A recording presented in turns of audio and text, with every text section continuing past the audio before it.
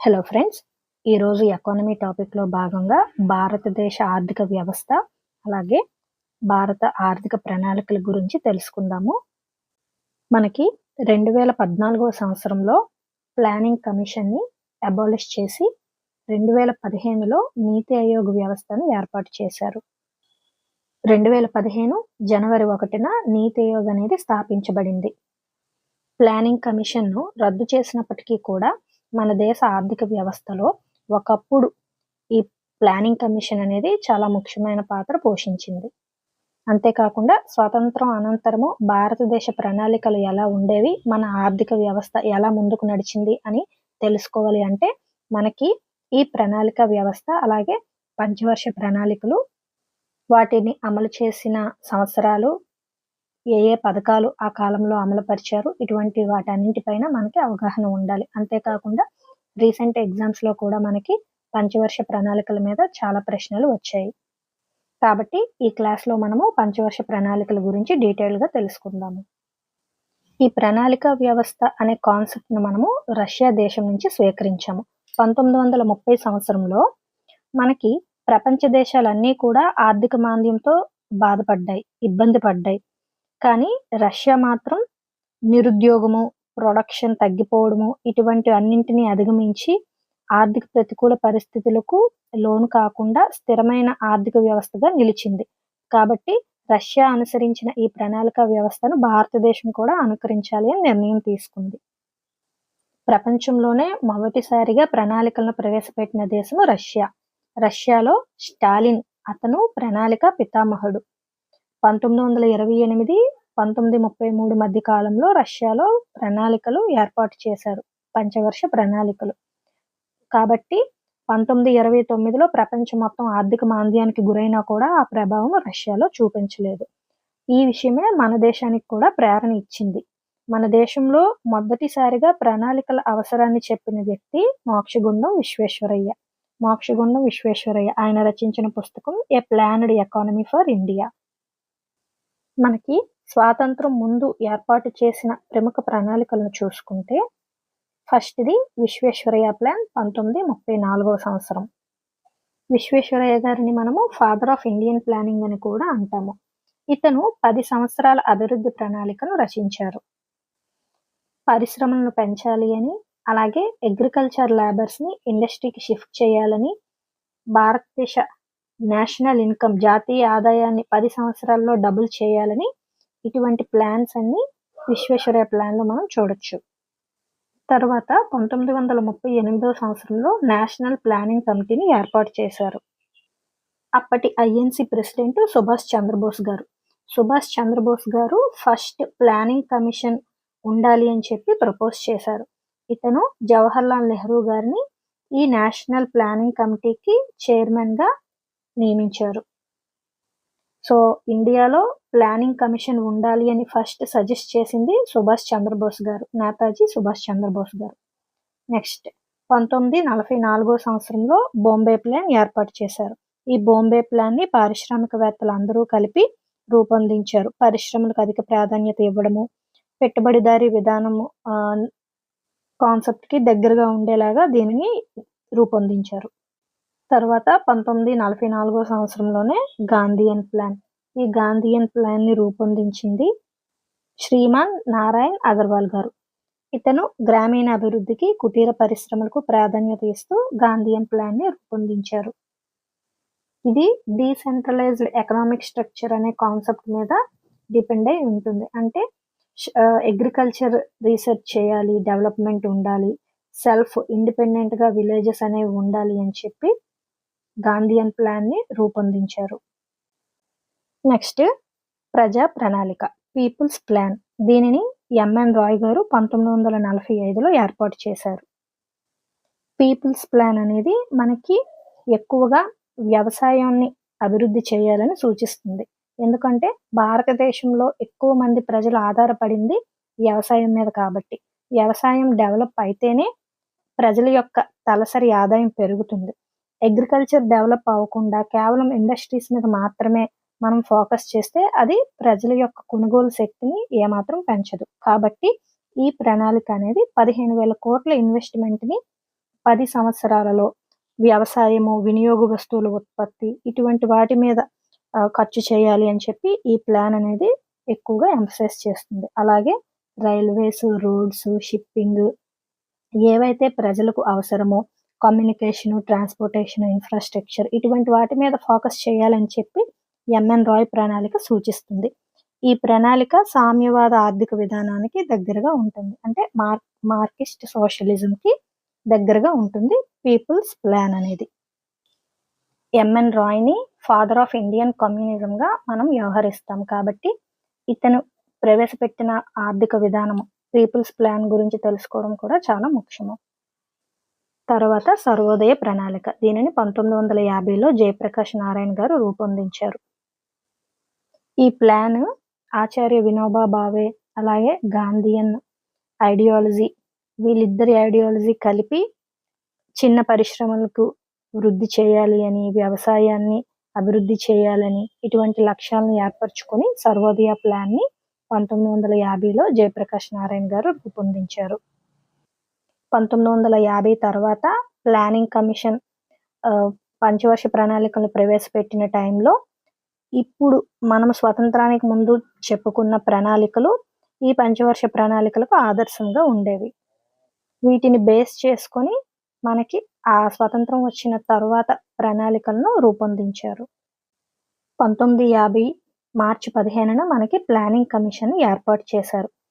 ఈ బిట్ అనేది last time APPSC endowment ఎగ్జామ్లో అడిగారు. రీసెంట్గా మొన్న జరిగిన ఏపీపీఎస్సీ ఎండోమెంట్ ఎగ్జామ్లో ప్లానింగ్ కమిషన్ ఏ సంవత్సరంలో ఏర్పాటు చేశారని అడిగారు. సో ఈ డేట్ కూడా ఇంపార్టెంట్. 1950 మార్చి 15. ఈ కమిషన్ అనేది కాన్స్టిట్యూషనల్ బాడీ కాదు, అలాగే స్టాట్యూటరీ బాడీ కాదు. అంటే రాజ్యాంగం ఉన్నప్పుడు ఈ బాడీ అనేది లేదు. ప్లానింగ్ కమిషన్ అనేది రాజ్యాంగాన్ని రచించినప్పుడు లేదు. సో ఇది కాన్స్టిట్యూషనల్ బాడీ కాదు, అలాగే స్టాట్యూటరీ బాడీ కూడా కాదు, చట్టబద్ధంగా ఏర్పాటు చేసిన సంస్థ కూడా కాదు. ప్లానింగ్ కమిషన్ నైదర్ ఏ కాన్స్టిట్యూషనల్ బాడీ నార్ ఏ స్టాట్యూటరీ బాడీ. ఈ బిట్ చాలా ఇంపార్టెంట్. అలాగే ప్లానింగ్ కమిషన్ అబాలిష్ చేసి దాని స్థానంలో ఏర్పాటు చేసిన నీతి ఆయోగ్ కూడా మనకి కాన్స్టిట్యూషనల్ బాడీ కాదు, స్టాట్యూటరీ బాడీ కాదు. నీతి ఆయోగ్ మనకి కేవలం ఎగ్జిక్యూటివ్ బాడీ. నీతి ఆయోగ్ని చట్టబద్ధంగా ఎక్కడ ఏర్పాటు చేయలేదు. కేవలము పార్లమెంట్ రెజల్యూషన్ ద్వారా మాత్రమే నీతి ఆయోగ్ని ఏర్పాటు చేశారు, కానీ దీనికి సంబంధించి ఎటువంటి చట్టాన్ని కూడా చేయలేదు. సో ప్లానింగ్ కమిషన్ లాగే నీతి ఆయోగ్ కూడా neither a constitutional body nor a statutory body. Next 1950లో ప్రణాళిక సంఘాన్ని ఏర్పాటు చేశారు. దీనికి చైర్పర్సన్గా మనకి ప్రైమ్ మినిస్టర్ ఉంటారు. మొదటి చైర్పర్సన్గా మనకి జవహర్ లాల్ నెహ్రూ, ఆఖరి చైర్పర్సన్ నరేంద్ర మోడీ గారు. ఈ ప్రణాళిక సంఘం రూపొందించిన ప్రణాళికలను పరిశీలించి వీటిని ఆమోదముద్ర వేసే అధికారము జాతీయ అభివృద్ధి మండలికి ఉంది. జాతీయ అభివృద్ధి మండలి, నేషనల్ డెవలప్మెంట్ కౌన్సిల్. దీనిని 1952లో ఏర్పాటు చేశారు. ప్రణాళిక సంఘం లాగే ఇది కూడా కేవలం సలహా సంఘం. ఇది కూడా మనకి రాజ్యాంగపరమైనది కాదు, చట్టబద్ధమైన సంస్థ కాదు. జాతీయ అభివృద్ధి మండలి ఇంపార్టెన్స్ ఏంటి అంటే ప్రణాళిక వ్యవస్థలో ప్రణాళిక సంఘానికి, రాష్ట్ర ప్రభుత్వాలకు ఈ రెండింటికి మధ్య బ్యాలెన్స్ చేస్తూ సమన్వయకర్తగా వ్యవహరించడానికి జాతీయ అభివృద్ధి మండలిని ఏర్పాటు చేశారు. నేషనల్ డెవలప్మెంట్ కౌన్సిల్, జాతీయ అభివృద్ధి మండలి. దీనికి అధ్యక్షుడిగా ప్రధానమంత్రి ఉంటారు. అలాగే కేబినెట్ మంత్రులు, అన్ని రాష్ట్రాల ముఖ్యమంత్రులు, యూనియన్ టెరిటరీ ప్రాంతాల పాలకులు కూడా ఇందులో సభ్యులుగా ఉంటారు. ప్రణాళికలను అమలు చేయడంలో నేషనల్ డెవలప్మెంట్ కౌన్సిల్ అనేది కీలక పాత్ర పోషిస్తుంది. ప్రణాళికలు మనము వీటిలో ఉండే రకాలు చూసుకుందాం. మనకి పంచవర్ష ప్రణాళికలు మాత్రమే కాకుండా యాన్యువల్ ప్లాన్స్ అని, రోలింగ్ ప్లాన్స్ అని, ఇండికేటివ్ ప్లాన్స్ అని ఇలా చాలా రకాలుగా ఉంటాయి. వీటిని చూసుకుంటే పంచవర్ష ప్రణాళికలు 5 సంవత్సరాల పాటు అమలు చేస్తారు. దీర్ఘకాలిక ప్రణాళికలు అంటే పర్స్పెక్టివ్ ప్లాన్స్ అంటారు. ఇది 15-20 సంవత్సరాల కాల పరిమితి ఉంటుంది వీటికి. రష్యా అనేది ఎక్కువగా దీర్ఘకాలిక ప్రణాళికలను పాటించేది. Next short term planning. ఇవి 1 లేదా 2 సంవత్సరాల వ్యవధి కలిగి ఉంటాయి. షార్ట్ టర్మ్ ప్లానింగ్ సంవత్సరం కన్నా తక్కువ వ్యవధి ఉన్న ప్లానింగ్స్ని మనము పిగ్మీ ప్లానింగ్ అంటాము. వార్షిక ప్రణాళికలు అని కూడా అంటాము వీటిని. ఇవి మాక్సిమం కాలపరిమితి చూసుకుంటే 1 సంవత్సరం ఉంటాయి, లేదా సంవత్సరం కన్నా తక్కువ ఉంటాయి. నెక్స్ట్ రోలింగ్ ప్లాన్, దీనిని నిరంతర ప్రణాళిక అంటాము. భారతదేశంలో జనతా గవర్నమెంట్ రోలింగ్ ప్లాన్స్ని పరిచయం చేసింది. మొట్టమొదటిగా చూసుకుంటే నెదర్లాండ్స్లో ఈ రోలింగ్ ప్లాన్ అనేది ప్రారంభమైంది. ఈ రోలింగ్ ప్లాన్ అనేది చాలా ఫ్లెక్సిబుల్. మనము పంచవర్ష ప్రణాళికలు తీసుకుంటే ఒక 5 సంవత్సరాల వ్యవధిలో రూపొందిస్తాము. ఈ మధ్య గ్యాప్లో ఆ ప్రణాళిక విధానాలలో ఏవైనా మార్పులు చేసుకోవడానికి, అంతవరకు అమలైన ప్రణాళికను ఏవైనా మార్పులు చేసి ఒక టెంపరరీగా వేరొక ప్లాన్ రూపొందించడానికి ఈ రోలింగ్ ప్లాన్స్ని మనము ఉపయోగించుకోవచ్చు. అంతవరకు అమలుపరిచిన ప్రణాళికను రివర్స్ చేయొచ్చు. కొత్త సంవత్సరానికి కొత్త టార్గెట్స్, వేరొక రంగంలో ఏవైనా మార్పులు చేయాలన్నా కూడా ఈ రోలింగ్ ప్లాన్స్ అనేవి మనకి ఫ్లెక్సిబుల్గా ఉంటాయి. భారతదేశంలో అమలు చేసిన పంచవర్ష ప్రణాళికలు చూసుకుంటే మొత్తం 12 పంచవర్ష ప్రణాళికలు మనకి అమలు చేశాము. ఇందులో ఫస్ట్ది 1951-56 మధ్య కాలంలో అమలు చేశాము. మొదటి పంచవర్ష ప్రణాళిక మోస్ట్ సక్సెస్ఫుల్ ప్లాన్ అని కూడా చెప్తారు దీనినే. దీనిలో ఎక్కువగా వ్యవసాయ అభివృద్ధి, నీటిపారుదల ప్రాజెక్టులు వీటన్నింటికీ కూడా ఇంపార్టెన్స్ ఇచ్చారు. ఈ ప్రణాళిక రూపకర్త మోక్షగుండం విశ్వేశ్వరయ్య గారు. మొదటి పంచవర్ష ప్రణాళిక నమూనా హారడ్ డోమర్ మోడల్ అంటాము. హారడ్ డోమర్ మోడల్. ఈ మోడల్స్ కూడా చాలా ఇంపార్టెంట్. ఏ పంచవర్ష ప్రణాళిక ఏ మోడల్ ఆధారంగా రూపొందించారు అని ప్రశ్నలు వస్తున్నాయి. కాబట్టి మనం దీనిని కూడా గుర్తుపెట్టుకోవాలి. ఆ పంచవర్ష ప్రణాళిక రూపకర్త ఎవరు, దాని నమూనా ఏమిటి, అలాగే దానిలో ప్రాధాన్యత అంశాలు ఏంటి, ఇవి గుర్తుపెట్టుకోవడం ఇంపార్టెంట్. మొదటి పంచవర్ష ప్రణాళిక, దీనిని అమలు చేసినప్పుడు చైర్పర్సన్ మనకి జవహర్లాల్ నెహ్రూ గారు ఉన్నారు. ఈ ప్రణాళిక కాలంలోనే ఎన్నో ముఖ్యమైన ప్రాజెక్టులు అనేది లాంచ్ చేశారు.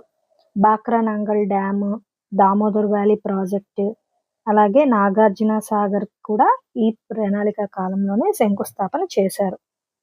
ఈ ప్రణాళిక కాలంలోనే ధరల పెరుగుదల అనేది 13% తగ్గింది. ధరలు తగ్గించిన ఏకైక ప్రణాళిక మొదటి పంచవర్ష ప్రణాళిక. వ్యవసాయము, నీటిపారుదల ప్రాజెక్టులు మాత్రమే కాకుండా కొత్త ఇండస్ట్రీస్ని కూడా ఏర్పాటు చేశారు ఈ ప్రణాళిక కాలంలోనే. సింద్రియ ఎరువుల కర్మాగారము జార్ఖండ్లో ఏర్పాటు చేశారు. అలాగే పెరంబదూర్లో ఇంటిగ్రల్ కోచ్ ఫ్యాక్టరీ ఏర్పాటు చేశారు. పశ్చిమ బెంగాల్లో రైలు ఇంజిన్ తయారీ పరిశ్రమ ఏర్పాటు చేశారు. విశాఖపట్నంలో హిందుస్థాన్ షిప్ యార్డ్ని ఏర్పాటు చేశారు. ఓవరాల్గా మనం చూసుకుంటే ఈ ప్రణాళిక అనేది సక్సెస్ఫుల్గానే ఇంప్లిమెంట్ అయ్యింది. మనకి వృద్ధి రేటు లక్ష్యం 2.1%గా ఉంటే ఇది 3.6% వృద్ధి రేటుని సాధించింది. అలాగే ధరలు కూడా బాగా తగ్గాయి ఈ పంచవర్ష ప్రణాళిక కాలంలోనే. ఇంకా ఇరిగేషన్ ఫెసిలిటీస్ ఇంప్రూవ్ అవడం వలన మనకి ఉత్పత్తి కూడా పెరిగింది. ఈ ప్రణాళిక సక్సెస్ఫుల్గా ఇంప్లిమెంట్ చేసినప్పటికీ కూడా దీనిలో మనము హారడ్ డోమర్ మోడల్గా ఎంచుకున్నాం ఈ ప్రణాళికకు. ఇదేంటి అంటే ఎక్కువగా పేదరికం మీద ఎక్కువగా ఎటువంటి డైరెక్ట్ యాక్షన్ని చేపట్టలేదు. దాని కారణంగా అన్ఎంప్లాయ్మెంట్ అనేది పెరిగింది. కాబట్టి దీని తర్వాత వచ్చే మోడల్స్ అనేవి ఇండస్ట్రీస్ మీద ఎక్కువ ఫోకస్ చేసి మనకి పేదరికాన్ని తగ్గించే ప్రయత్నాన్ని చేశాయి. నెక్స్ట్ 5-year ప్లాన్ ఏంటి అంటే సెకండ్ 5-year ప్లాన్. దీనిని పిసి మహల్నోబిస్ గారు రూపొందించారు. ఈ మోడల్ని కూడా మనం మహల్నోబిస్ అండ్ నెహ్రూ స్ట్రాటజీ మోడల్గా చెప్తాము. ఈ రెండవ పంచవర్ష ప్రణాళికలో ఇండస్ట్రియలైజేషన్కి ఎక్కువగా పెద్దపీట వేశారు. ఈ ప్రణాళికని బోల్డ్ ప్లాన్ అని కూడా అంటారు. భారీ పరిశ్రమలకు, రవాణాకు ఎక్కువగా ప్రాధాన్యత ఇచ్చారు. అలాగే మనకి భారీ పరిశ్రమలను, ఉక్కు కర్మాగారాలను ఏర్పాటు చేసింది కూడా ఈ పంచవర్ష ప్రణాళిక కాలంలోనే. మనకి రష్యా సహకారంతో బిలాయ్లో ఇనుము ఉక్కు కర్మాగారము, అలాగే జర్మనీ సహకారంతో రూర్కెలాలో, బ్రిటన్ సహకారంతో దుర్గాపూర్లో ఇనుము ఉక్కు కర్మాగారాలను స్థాపించారు. ప్రైవేట్ ఇండస్ట్రీస్ మాత్రమే కాకుండా ప్రభుత్వ రంగానికి కూడా ఈ ప్రణాళికలో ఎక్కువ ప్రాధాన్యత ఇచ్చారు. పబ్లిక్ సెక్టర్ యూనిట్స్ అనేవి ఎక్కువగా స్థాపించడం జరిగింది. 1956 ఇండస్ట్రియల్ రిజల్యూషన్ పాలసీ కూడా ఈ ప్రణాళిక సమయంలోనే తీసుకొని వచ్చారు. అంతేకాకుండా లైఫ్ ఇన్సూరెన్స్ సెక్టర్ని నేషనలైజేషన్ చేశారు జవహర్లాల్ నెహ్రూ గారు. ఈ ప్రణాళికలో ప్రభుత్వ, ప్రైవేటు రంగాలకు అలాగే భారీ ఇండస్ట్రీస్‌కు ప్రాధాన్యత ఇచ్చినప్పటికీ కూడా మెయిన్‌గా ఈ ప్రణాళిక సక్సెస్‌ఫుల్ కాలేకపోయింది. ఎందుకు అంటే 1956 సూరజ్ కెనాల్ మూసివేయడం వలన భారతదేశం యొక్క వ్యాపారం అనేది దెబ్బతిన్నది. ఫారిన్ కరెన్సీ రిజర్వ్స్ అనేవి భారీగా తగ్గిపోయాయి. షార్టేజ్ ఆఫ్ ఫారిన్ కరెన్సీ వల్ల ఈ ప్లాన్ ఫెయిల్యూర్ అయింది. ఈ ప్రణాళిక అనేది విఫలం చెందినప్పటికీ కూడా మన దేశంలో భారీగా పారిశ్రామికీకరణ అనేది ఈ ప్రణాళికతోనే మొదలైంది. అభివృద్ధికి ఇంకొక అడుగు ముందుకు వేసిందని చెప్పవచ్చు. నెక్స్ట్ మూడవ పంచవర్ష ప్రణాళిక 1961 నుంచి 66 మధ్య కాలంలో థర్డ్ 5 ఇయర్ ప్లాన్ అనేది ఏర్పాటు చేశారు. దీనిని అశోక్ మెహతా, పీతాంబర్ సేతు గారు రూపొందించారు. ఈ నమూనాని అశోక్ మెహతా నమూనా అని కూడా అంటారు. మూడవ పంచవర్ష ప్రణాళిక సమయంలో ఆహార ధాన్యాల ఉత్పత్తిలో స్వయం సమృద్ధి సాధించడం అనేది లక్ష్యంగా పెట్టుకున్నారు. రెండవ ప్రణాళిక కాలంలో మనకి ఆహార ధాన్యాల ఉత్పత్తి అనేది 30% తగ్గిపోయింది.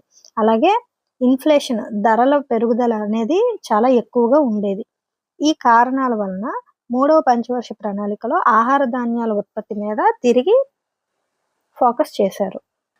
కానీ ఈ ప్రణాళిక సమయంలోనే మనకి చైనాతోనూ, పాకిస్తాను ఈ 2 దేశాలతోనూ యుద్ధాలు అనేవి వచ్చాయి. 1962లో చైనాతోనూ, 1965లో పాకిస్తాన్‌తోనూ యుద్ధాల కారణం వలన మనకి వ్యవసాయ రంగం దెబ్బతిన్నది. వరదలు, కరువులు, ఋతుపవనాలు అనుకూలించకపోవడం వీటన్నింటి వలన మూడవ పంచవర్ష ప్రణాళికలో అనుకున్న లక్ష్యాలను సాధించలేకపోయాము. మూడవ పంచవర్ష ప్రణాళికను దీర్ఘకాలికమైన ప్రణాళికగా మనము తీసుకున్నప్పటికీ కూడా ఇది హైలీ ఫెయిల్యూర్ మోడల్‌గా నిలిచింది మనకి. దీనికి కారణము ఒకేసారి ఇద్దరు ప్రధానమంత్రులు జవహర్లాల్ నెహ్రూ గారు, లాల్ బహదూర్ శాస్త్రి గారు ఈ ప్రణాళిక సమయంలోనే చనిపోయారు. అంతేకాకుండా పెద్ద కరువు కూడా మనకి ఈ కాలంలోనే సంభవించింది. దీనితో హరిత విప్లవం వైపు మన వాళ్ళు ఎక్కువగా మొగ్గు చూపారు. ఆహార ధాన్యాల ఉత్పత్తి పెంచడం కోసం మనము హరిత విప్లవం 1965లో గ్రీన్ రెవల్యూషన్ని ప్రారంభించాము. ఈ కరువు కాటకాల నుండి మనము బయటపడడానికి. హరిత విప్లవానికి సంబంధించి ఇందిరాగాంధీ గారు ఎక్కువగా మనము చెప్తున్నప్పటికీ దీనికి పునాదులు వేసింది మాత్రం లాల్ బహదూర్ శాస్త్రి గారు. హరిత విప్లవం అనేది ఇతను ముందుగా ఆలోచించారు దానికోసం. 1965లో మనం గ్రీన్ రెవల్యూషన్ని స్టార్ట్ చేశాము. భారతదేశంలో ఎంఎస్ స్వామినాథన్ గారిని హరిత విప్లవ పితామహుడు చెప్తాము.